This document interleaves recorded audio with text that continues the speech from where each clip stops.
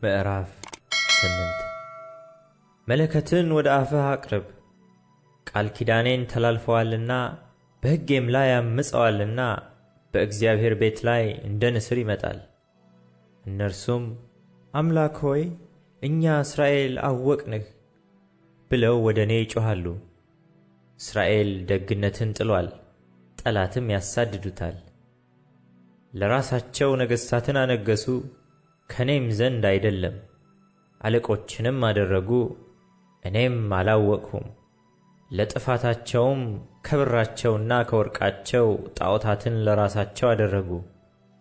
ሰማርያ ሆይ እምቦሳህን ጥሎአል፣ ቁጣዬ በላያቸው ነድዶአል።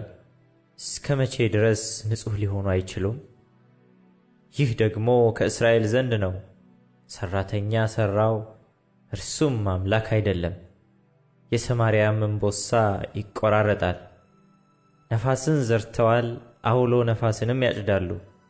አገዳ የለውም፣ ከፍሬውም ዱቄት አይገኝም። ቢገኝም እንግዶች ይበሉታል። እስራኤል ተውጦአል፣ በአሕዛብም መካከል ዛሬ እንደ ረከሰ ዕቃ ሆኖአል። ለብቻውም እንደሚቀመጥ እንደ ምድረ በዳ አህያ ወደ አሦር ወጥተዋል። ኤፍሬምም ወዳጆቹን በእጅ መንሻ ገዛ። ነገር ግን ለአሕዛብ እጅ መንሻ ቢሰጡ እኔ አሁን እሰበስባቸዋለሁ።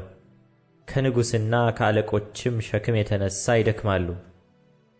ኤፍሬም ኃጢአትን ለመሥራት መሠዊያ አብዝቶአልና መሠዊያ ለኃጢአት ይሆንለታል። የሕጌን ብዛት ጽፌለታለሁ፣ እነርሱ ግን እንደ እንግዳ ነገር ቈጥረውታል።